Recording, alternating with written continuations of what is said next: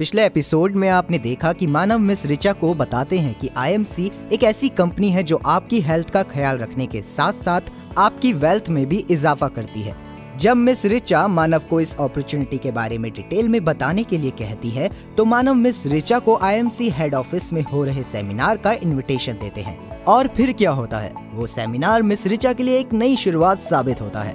उस सेमिनार को अटेंड करने के बाद मिस ऋचा डिसाइड कर लेती है कि वो आज ही मतलब उसी दिन आईएमसी ज्वाइन करेंगी। अब देखते हैं इसके आगे। वेलकम ऋचा जी। शुक्रिया मानव जी, मैं यहाँ ट्रेनिंग सेमिनार अटेंड करने आई हूँ।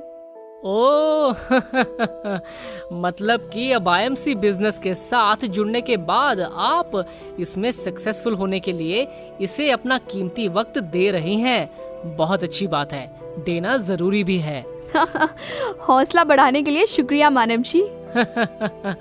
ऋचा जी, अगर आपको जल्दी ना हो तो आईएमसी बिजनेस को आगे बढ़ाने और इसमें सक्सेसफुल होने के लिए मैं आपको कुछ जरूरी बातें बताना चाहता हूँ। जी बताइए मानव जी, मुझे कोई जल्दी नहीं है। ऋचा जी, सबसे पहली बात जो मैं आपको बताना चाहता हूँ वो ये है कि आईएमसी बिजनेस के साथ जुड़ने के बाद आईएमसी का ड्रेस कोड फॉलो करना बहुत ही जरूरी है, क्योंकि ड्रेस कोड जो है वो ये दर्शाता है कि आप काम को लेकर कितने डेडिकेटेड हैं। और जब आप अपनी ड्रेस पहनकर बाहर निकलते हैं तो लोग आपको नोटिस करते हैं और आपकी ड्रेस पर बने लोगों के बारे में आपसे पूछते हैं। और जब आप उनको आईएमसी के बारे में बताते हैं तो ये आपको आपके बिजनेस को बढ़ाने में मदद करता है। Oh wow, I love it. Dress code तो हम डॉक्टर्स के लिए भी होता है, पर लोग इसे फॉलो नहीं करते, लेकिन मैं इसे जरूर फॉलो करूंगी। ऋचा जी, एक और सबसे जरूरी बात जो आपको अच्छे से क्लियर होनी चाहिए। वो क्या मानव जी? आईएमसी का बिजनेस प्लान। ऋचा जी, आईएमसी के साथ जुड़ने के बाद आईएमसी के बिजनेस प्लान और आईएमसी के प्रोडक्ट्स के बारे में आपको पूरी क्लैरिटी और इसकी डिटेल्ड नॉलेज होना बहुत जरूरी है, क्योंकि अगर आप खुद ही किसी चीज को लेकर कंफ्यूज्ड हैं तो आप दूसरों को कुछ भी अच्छे से नहीं समझा पाएंगे। ठीक है मानव जी, तो सबसे पहला काम मैं यही करूंगी ताकि दूसरों को आईएमसी का बिजनेस प्लान और प्रोडक्ट्स के बारे में समझाने में मुझे कोई भी दिक्कत ना आए। जी ऋचा जी, ये बहुत जरूरी भी है। अच्छा ऋचा जी, मुझे ये बात जाननी थी कि क्या आपने आईएमसी के प्रोडक्ट्स इस्तेमाल करने शुरू किए या नहीं, और यदि नहीं किए तो एक बार आप इन्हें इस्तेमाल करके जान जाएंगी कि ये कितने शानदार हैं। ये मैं आपको इसलिए बोल रहा हूँ क्योंकि जब तक किसी चीज के लिए हम खुद कॉन्फिडेंट नहीं होते तब तक हम दूसरों को उनके इस्तेमाल करने की सलाह बिल्कुल भी नहीं देते। तो पहले आप खुद इन प्रोडक्ट्स को इस्तेमाल जरूर कीजिए। ठीक है मानव जी, लेकिन क्या आप मुझे ये बता सकते हैं कि आईएमसी के कौन से प्रोडक्ट सबसे बेस्ट हैं और मुझे सबसे पहले कौन से प्रोडक्ट्स यूज करने चाहिए? एक्चुअली ऋचा जी, आईएमसी ने अपने प्रोडक्ट्स को 8 कैटेगरीज में बांटा हुआ है। Beauty care, personal care, baby care, nutrition care, home care products, food products, merchandise और एग्रीकल्चर एंड वेटरिनरी। अपनी ज़रूरत के हिसाब से आप इन कैटेगरीज में से जो प्रोडक्ट लेना चाहें ले सकती हैं।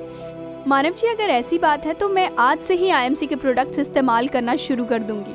मानव जी, मुझे ये बताइए कि जब हम आईएमसी बिजनेस के लिए लोगों को अप्रोच करते हैं तो हमें उसके लिए कैसे लोगों को टारगेट करना चाहिए? जो हमें जानते हैं उनको या फिर जो हमें नहीं जानते उनको? दोनों को। मेरा मतलब है आपको हर तरह के लोगों को अप्रोच करना है। हर तरह के? लेकिन मानव जी, ये काम थोड़ा मुश्किल लग रहा है। मुश्किल कुछ भी नहीं है ऋचा जी। चलिए मैं आपको कुछ टिप्स देता हूँ जो मैं अभी तक फॉलो करते आया हूँ और मैंने इसे अपनी अपलाइन और कंपनी के एजुकेशन सिस्टम से सीखा है। ऋचा जी, जब आप लोगों को अप्रोच करेंगी उससे पहले आप सभी लोगों की एक लिस्ट बना लीजिए। फॉर एग्जाम्पल, जब हम शादी में लोगों को इनवाइट करते हैं तो तकरीबन हम 500 से 1000 लोगों को बुलाते हैं, जिनमें से कुछ लोग हमें याद भी नहीं होते, लेकिन हम सोच समझकर सबकी लिस्ट बनाते हैं। ठीक इसी तरह आईएमसी बिजनेस के लिए भी आपने 200 से 250 लोगों की लिस्ट बनानी है और लिस्ट बनाने के बाद आप उन लोगों को 4 कैटेगरीज में डिवाइड कर लीजिए। इसमें जो सबसे पहली कैटेगरी है वो है हॉट। वो लोग जो आपको बहुत अच्छे से जानते हैं और आप पर विश्वास करते हैं। ऐसे लोगों को आप इजीली टारगेट कर सकते हैं, क्योंकि जो लोग आपको जानते हैं वो आपकी बात को ध्यान से सुनेंगे, जैसे आपके करीबी रिश्तेदार, क्लोज फ्रेंड्स और कलीग्स। और नेक्स्ट कैटेगरी है वार्म। ये वो लोग हैं जो आपको जानते तो हैं लेकिन आप पे उतना विश्वास नहीं करते, जैसे कि आपके दूर के रिश्तेदार, दोस्तों के दोस्त वगैरह वगैरह। और फिर आते हैं कोल्ड कैटेगरी के लोग। इस कैटेगरी में वो लोग आते हैं जिनको आप थोड़ा बहुत जानते हैं लेकिन आपने उनसे कभी ज्यादा बात नहीं की होती, जैसे कि आपकी मेड, पोस्टमैन और केबल ऑपरेटर वगैरह वगैरह। सबसे लास्ट में आते हैं फ्रेश कैटेगरी के लोग। ये वो लोग हैं जो आपको बिल्कुल भी नहीं जानते। जब हम ऐसे लोगों से बात करते हैं तो उनसे बातचीत के दौरान हमें उनके इंटरेस्ट और नेचर का पता चल जाता है। ये कोई भी हो सकता है, जैसे कि बस में आपके साथ सफर करने वाला कोई पैसेंजर, आप किसी मॉल में गए हैं, वहाँ पे भी आप किसी से बात कर सकते हैं। मानव जी, ये जो आपने मुझे लोगों की 4 कैटेगरीज बताई है ना, ये सच में मुझे लोगों को आईएमसी बिजनेस के लिए अप्रोच करने में मेरी बहुत मदद करेंगी। जी ऋचा जी, और इन सब कैटेगरीज के लोगों को अप्रोच करने से पहले आप एक लिस्ट बना लीजिए। उस लिस्ट को आपने इस तरह से बनाना है। सबसे पहले नाम, फिर phone number, age, relation, dependent और एंड में उस पर्सन की क्वालिटीज जिससे आप बात करने वाले हो। ऋचा जी, अलग अलग तरह के लोगों से कैसे बात करनी है और उनको कैसे अप्रोच करना है, इन सब में ये लिस्ट आपकी बहुत मदद करेगी। वाह मानव जी, थैंक यू सो मच। सच में आपने बहुत ही अच्छे तरीके से लिस्टिंग को एक्सप्लेन किया है। आपका बहुत बहुत शुक्रिया। आई होप कि आप इसे अच्छे से समझ गई होंगी और इस लिस्ट को आप सोच समझ कर तैयार करेंगी, क्योंकि ऋचा जी, यह आपकी सफलता की पहली सीढ़ी होगी।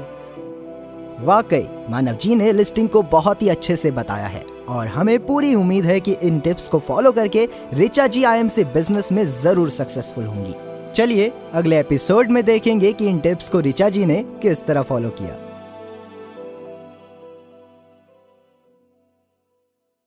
जिंदगी